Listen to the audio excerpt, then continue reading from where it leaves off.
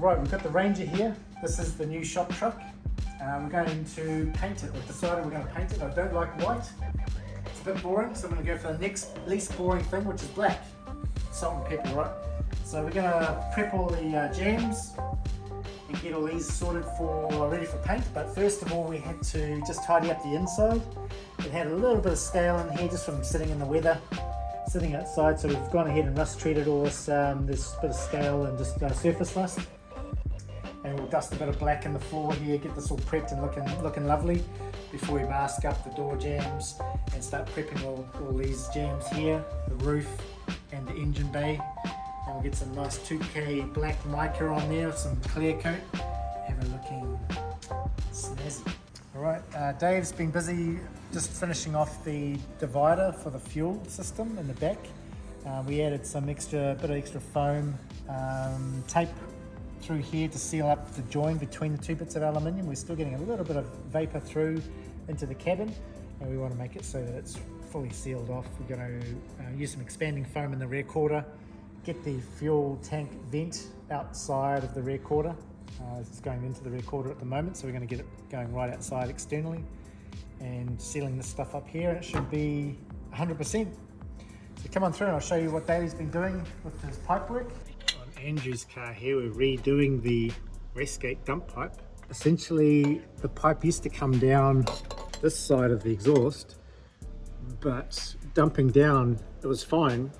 But if we want to return it back to the exhaust, there's just not the room to come through, whereas there's a lot of room on this side. So we're going to reconfigure the dump pipe to come down the other side, and then we've got all the room in the world to play with. Come in back into and plumb back in or out, or whatever Andrew wants to do. But then we've got options, and we can plumb it in for the cert process. The plan there, Daly's just mucking around with that at the moment. As you can see here, a little trick that he's been doing is scarfing out this plate. So this plate is to blank off the exhaust when he wants to run the wastegate externally, and then you blank off the exhaust so you don't have an exhaust leak. And what he's done is he's actually angled the plate here to be able to bolt this flange to it, so that it gives it the right angle coming off, and it can actually swivel between the two. So it's quite a trick little piece. We've got a flexi up here, I'll show you now. So if you come around the side here on the front, so you can see that's where the flexi will go. This one here will sit in there nicely. And this is in the external wastegate position, how it's vented out. And it will just vent down out behind the back of the car. And then once he wants to go internal vent, we can unbolt the flange cover here and slide this back over on the flexi. Maybe come around this side, you might see it better. We can unbolt this here and then slide the flange over onto the exhaust side of it, so it's all closed up again. So that's the idea behind that.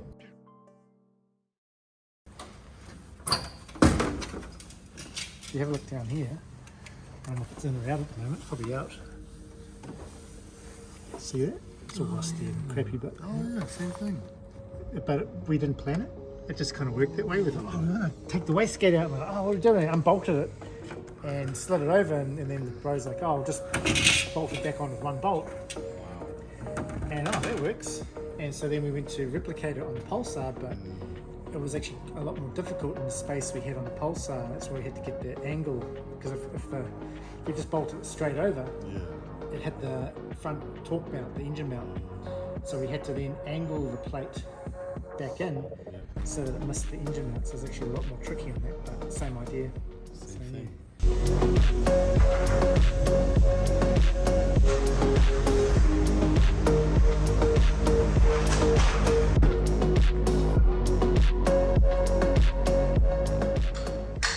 We live in a throwaway world, to the point where to get a new window for your Mazda, you just buy a whole new hatch, bolt it on, and it's job done.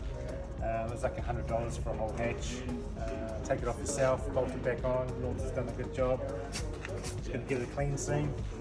Shame we couldn't get a bumper too, but that's the way it goes sometimes. A few pole hits. And we're just doing the door as well. So while I was there getting the hatch, I thought, well, I might as well grab the door as well. Obviously it's a slightly different colour, but it's quite a cool colour, right? Like a Coca-Cola, whatever. Mine's black, but it's okay, we'll give it a respray one day.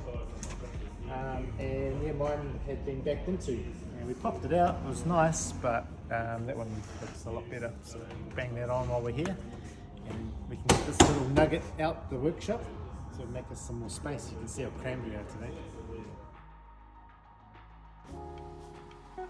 So what we've got here is the factory front diff out of the car that came with the RB25DE automatic.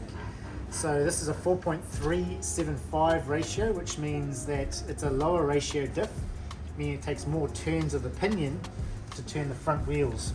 That's going to basically give us less top speed, but more torque, more acceleration, and it'll also help to reduce a little bit of the stress on the gearbox and the rest of the driveline as well. So that's quite helpful. At this point in time, we're not concerned about the top speed. We just want running for that roll racing, second, third, fourth gear, get that acceleration as much as we can. That'll help a lot, just without having to do too much to the car. We had these sitting around, so we thought might as well use them. It's a bit of a job to put them in, but that's okay. It's either that or we're spending tens and tens of thousands of dollars on rebuilding the motor, which I will do at some stage, but just not quite yet. And then obviously also the next stage would be to find a nice sequential 6-speed gearbox. That whole car has only cost me about $35,000 in parts to date, back when the parts were a bit cheaper and the cars were cheaper. But just a gearbox will cost about 30 grand now to put in. So I'm very hesitant to go and spend that much money again on just the gearbox.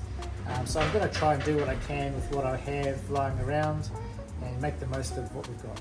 So we've pulled apart a few more diffs to have a look at what ratios we can scavenge. This one is a 4.3 as well, but it's a 4.3, what'd you say it was, David? 4.36 as opposed to the 4.75 that we need. Also too, something to note is the teeth on this are much bigger and chunkier than the smaller viscous units here. So it's a much chunkier tooth design, 8 teeth on that one as opposed to 11 on the smaller units. We're going to have to pull apart this viscous unit here and reuse the crown wheel and pinion from that. There's the diff out of an R32 GTS4. It's 4.3 ratio, but with the bigger GTIR style 6-bolt flange and a much bigger shaft. Now I wasn't aware of this, I had to learn this the hard way today, but I thought the the R32 GTS4 had the same mechanical diff as the GTR R32, but it turns out only the GTR has the mechanical clutch plates for the LSD, and you can tell as soon as I pulled the shaft out, I was like, oh, hang on a minute. Usually when you've got a spline on the end here, that denotes that that's going to fit into the viscous coupling, and so instantly I was a bit suspicious. So we got it apart, and sure enough, there we go. Sure enough, we put the old torque wrench on. We made a little plate here with a nut on it so that we could put the torque wrench on, and I was going to measure how much the breakaway was on the LSD before it started moving, but as you can see with one finger, the naughty finger, you can see that it breaks away really softly and easily like a LSD should. Obviously the harder you pull it, the harder it resists you, but I can actually make it move with very little force at all, which is not ideal for what we want on the track. So really the mechanical diff is what we need.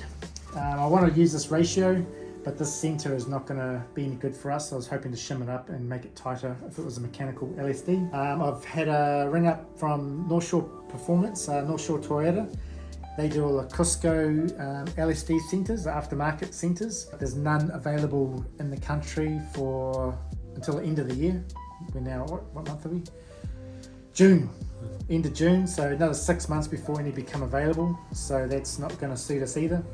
So we've got a couple of options. We can either take apart the GTR diff that's in the car and reuse the center and the output cups and use them put this ring gear on that center and use this 4.3 diff.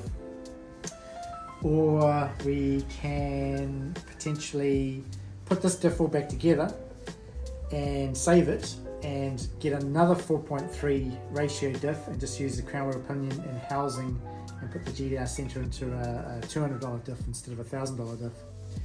So I think that's probably what we'll do. That way we're not wrecking too many good diffs to make one. But yeah, bit of a pain, but you gotta find these things out the hard way sometimes. And obviously good to know now we're still 5 weeks out from Chrome, so we've still got plenty of time to muck around with it and get it sorted. Thanks guys for checking out our weekly workshop. Hope you enjoyed it. We've got heaps to do before the next event, so we've got a lot more content coming for you. Check back, subscribe, you know what to do. See ya.